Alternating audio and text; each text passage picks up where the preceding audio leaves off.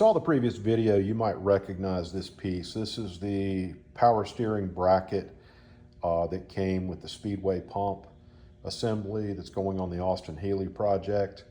And I've basically started doing the layout of everything as far as a basic shape. I've marked my holes. And something I forgot to mention, you probably noticed there's a blue coating, paint, or at least looks like paint, on this piece of steel. And what that is, that's layout dye. The most popular brand is the Dychem Steel Blue layout fluid. I've used this stuff for years with just little various fabrication projects. And I'll go ahead and say this: I am not a machinist, I'm not a fabricator, but as a part of building hot rods, both for myself and for others, these are skills that are good to have, and they'll make your job a lot easier. You're not as reliant on bolt-on parts, because as you'll quickly find out, bolt-on parts rarely do. There's always some catch. And this is not on the manufacturer. This is basically just the variation in vehicles and the things you run into, problems that have to be solved. Because after all, hot rodding, some people will get frustrated with stuff like this, having to build brackets and modify things, but hot rodding is problem solving. That's the basis of all of this. You're taking parts that were never intended to go together and putting them together in a way that was probably never imagined and maybe has never been done. You're breaking new ground every day. And honestly, that's my favorite thing about this hobby. But in that process, using a product like a Dychem layout fluid will make things a lot easier. You basically get the steel clean, remove any corrosion, mill scale, anything like that, and then spray it down with the layout dye. And granted, it usually goes on a little nicer than this one. This piece of steel was kind of dirty when I sprayed it. I'm going to worry about that when I clean up my actual part. But it served a purpose. I've got the blue coating on everything. You can see where I've scribed some lines and where I marked those holes previously. And that's very clear. So when you're cutting this out, whether you're using a bandsaw or a cutting disc or what have you, plasma cutter, whatever you're using, this will make it a lot easier. And if you're like me, a little bit older, your eyes aren't as good as they used to be. Yeah, you can do this with a marker.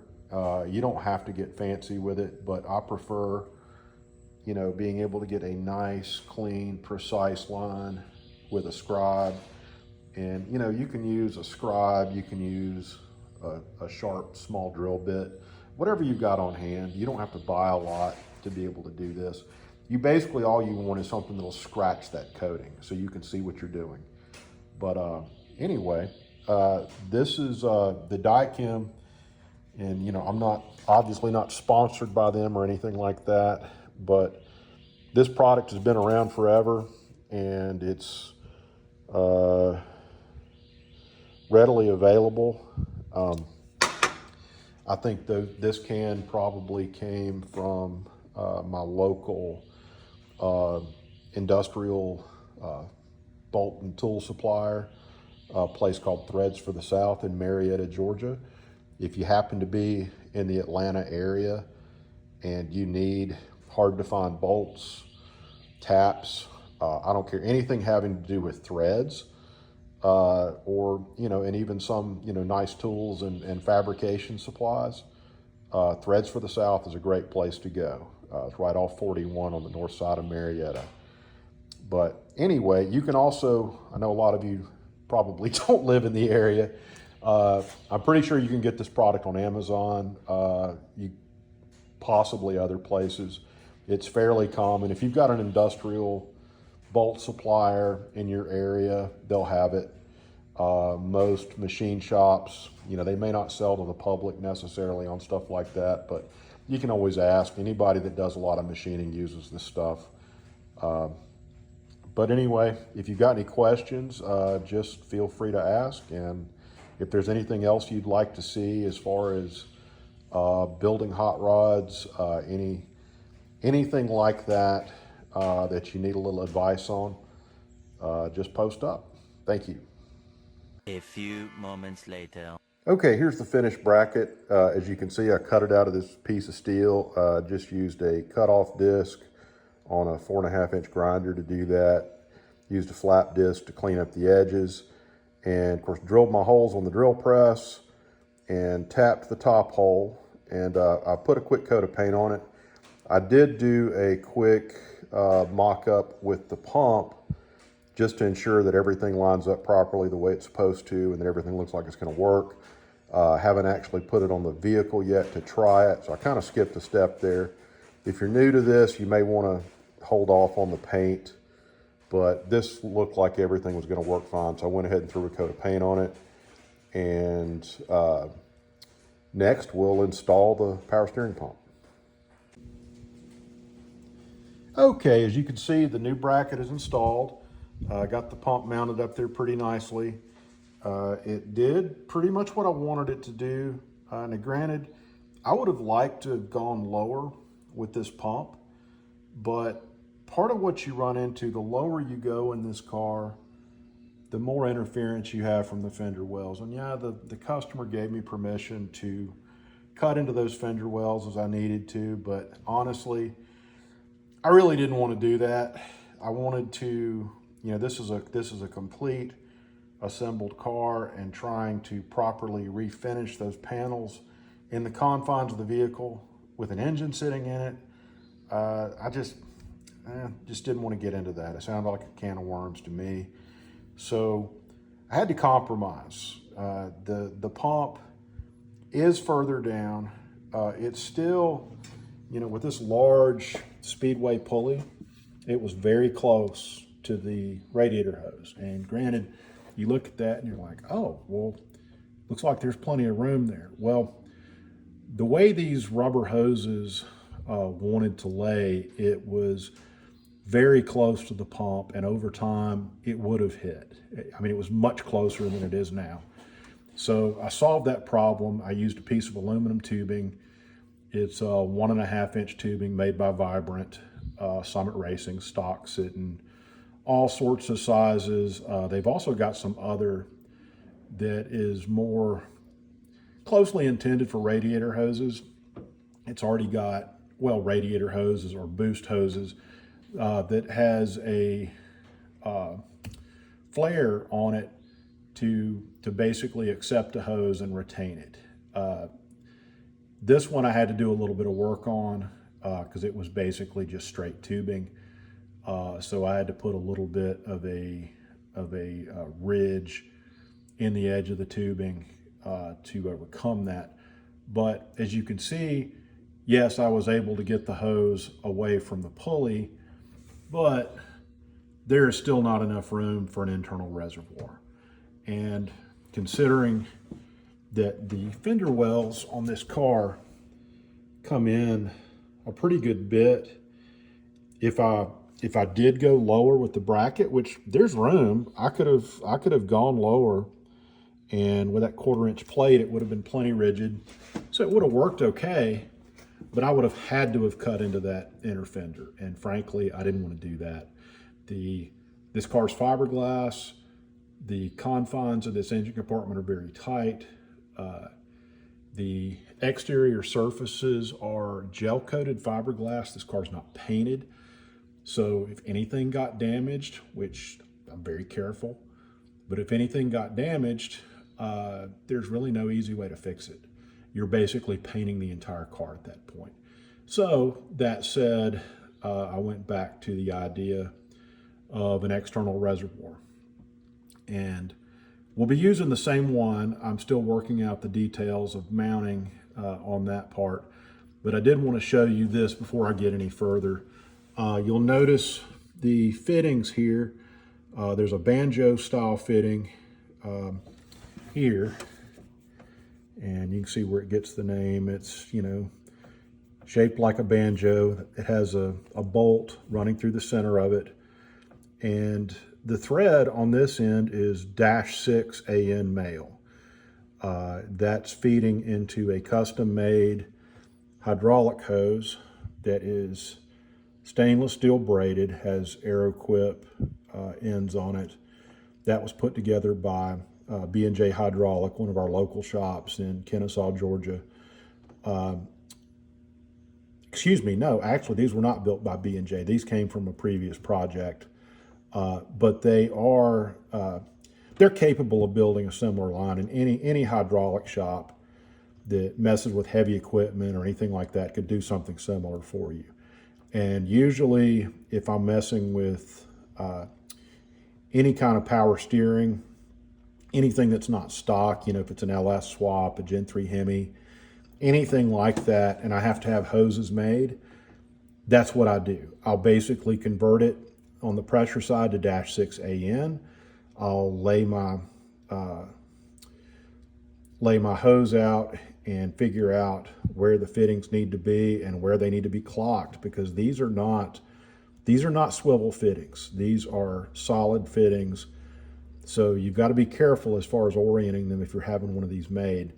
But as long as you take careful measurements and you consider the direction everything needs to be turned, etc., and, you know, mark your hose well, this is a good solution. A lot of people will try to build their own, and a lot of the hose companies have got power steering rated hose and fittings, and that works fine. You can do it that way also. This is just the way I choose to do it. Just an extra measure of safety, and it's something that is just a little bit easier. I can have this hose made in, you know, 20 minutes at a shop, and, you know, I don't have to worry about stocking every single fitting and every single type of hose. I mean, granted, I keep the stuff around for fuel lines and more common applications, but the high pressure stuff, I do not. It's not used quite as often. But anyway, back to these fittings up here. These are, you know, purpose built for a Type 2 pump, and this comes from Healey. Is intended for use with their mid-mount kits, but the mid-mount kit uses a Type 2 style power steering pump similar to this one. So these fittings work out great. The -10 fitting there is not a threaded fitting. It is a press-in type fitting, although on this particular pump, it's not exactly a press fit. It's actually a little bit loose. But fortunately, with the bracket that's, you know, the steel piece that's included here, that puts pressure on the top side of that fitting, and it's not going anywhere. It's not going to leak. The pressure side is the side you really need to worry about anyway. That's not going to leak either. I mean, that's an AN, all AN steel fittings, so no issues at all. I'm going to have to still work out the location of the reservoir, and some of the fittings I'd originally planned to use were the, you know, just since this is not a pressure situation, high pressure, I felt fine using these aluminum Earls Ultra Pro fittings that I had on hand. However, because of the radius of that turn, they take up some room. And in this case, I'm wanting as much gravity feed as possible, and as much latitude in mounting the reservoir as I can get. I don't want it any higher than it has to be, just for clearance issues with filling it through the cap. So I think that's a good compromise. I typically don't like your cast style AN fittings because they're restrictive, but for something like this, it should be fine. I wouldn't put them in a fuel system, or an oiling system for that matter, but for power steering system, on a regular street driven car, I don't see any issues. Even if this thing got some mild track use, I don't really foresee any problems doing that. But still waiting on those fittings. Those are on the way from Summit Racing. Hopefully they will be here shortly, and we will get this part of the project finished up. Okay, so where to mount the reservoir? Well, after a lot of looking around this engine compartment and really not liking any of the places that would make sense, you know, if I put it on the fender well, it's the lid is going to interfere with the fender. I mean, yeah, you could take it off. You could still put a funnel in there and access that, but I don't know. After doing all this work, I really didn't want to do it like that. I wanted it to look a little bit nicer.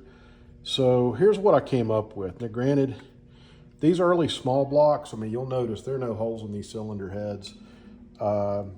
There's not really any place to put anything on these engines. I mean, most people go to the long water pumps and serpentine drives and all of that in order to get around some of this. But honestly, all of that would kind of ruin the vintage look of this car. It's not really what we were going for.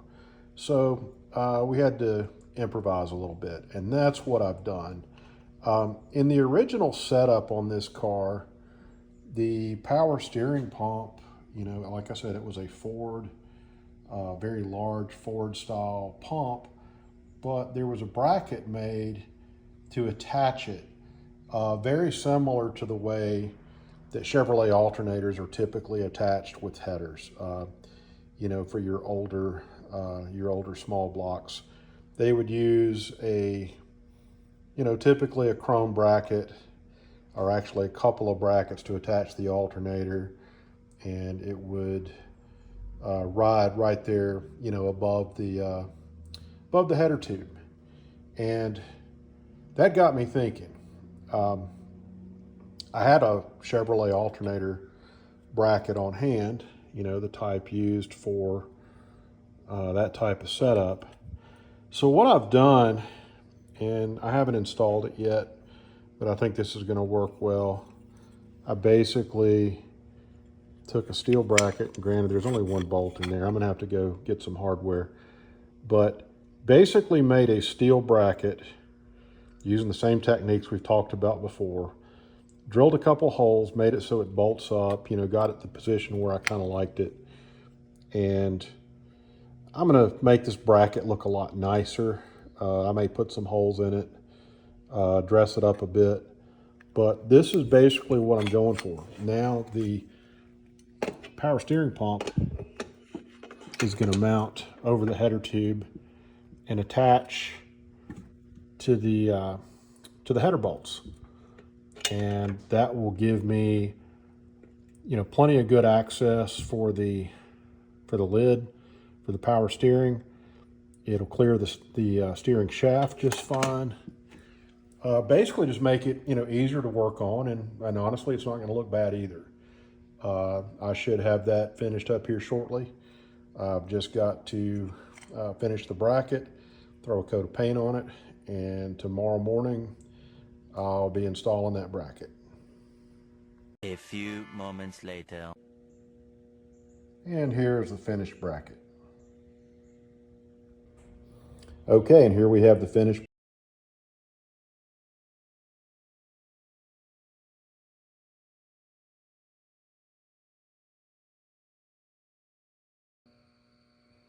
Here's the freshly fabricated bracket. As you can see, it's got holes at the bottom. Those will go to the chrome alternator bracket that'll mount above the header. The top bolts will go to the billet holder for the aluminum reservoir for the power steering. I don't know if you can tell, those have been drilled and tapped. And now just to get a coat of paint on this, let it dry overnight, and tomorrow we'll assemble it.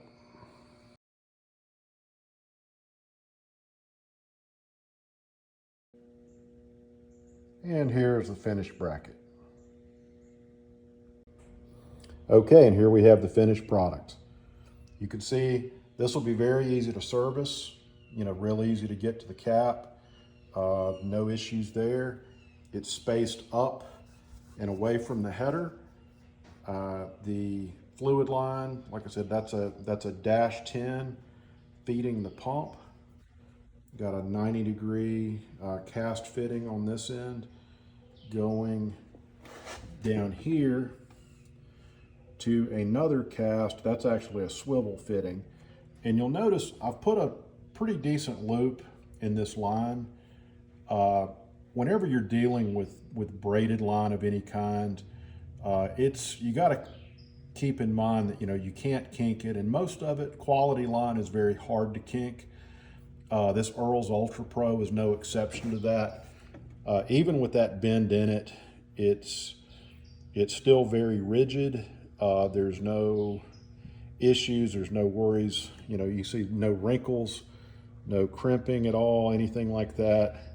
So it'll be fine. I did it this way to make it a lot easier to service and frankly easier to make the line. These fittings are very close together. I mean, sure, you could try to make a straight line to go between the two, but it's going to be difficult to get it exactly right. This extra length gives you some latitude, allows you to fully tighten both fittings, and is not prone to putting tension on the line, because there could be a little bit of flex between the pump and the reservoir. That constant flexing could damage a line over time. With this, that's eliminated. So what do you think? Honestly, I think this is a great solution considering the limitations of the vehicle. It is a bit unorthodox, but the original setup was similar to this, but the main difference was there was a large reservoir blocking the view of the valve cover. And granted, there's some further work that's being done on this, so things are a bit disheveled right now.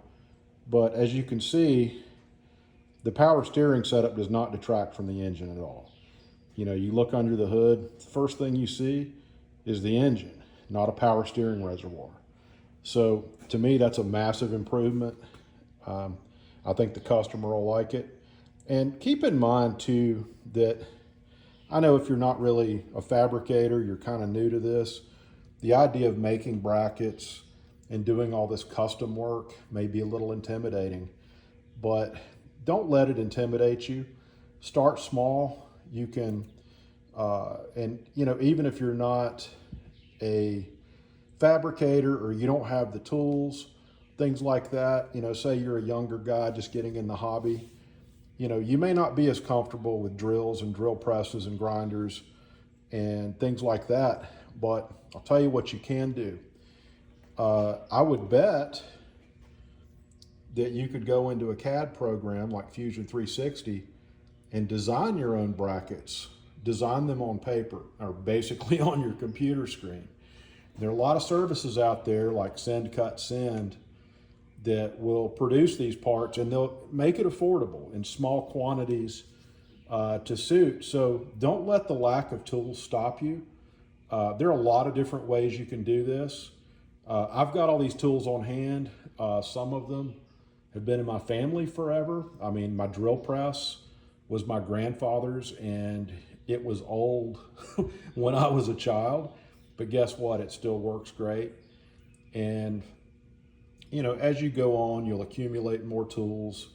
Things will be easier, but don't think you need mills and lathes and things like that to do basic projects like this. I mean, if you can scribe a line, drill some holes, tap some holes, things like that, it's amazing what you can accomplish. If you've got any questions or any feedback, just leave it in the comments, and I'll do my best to get you answered. Thank you.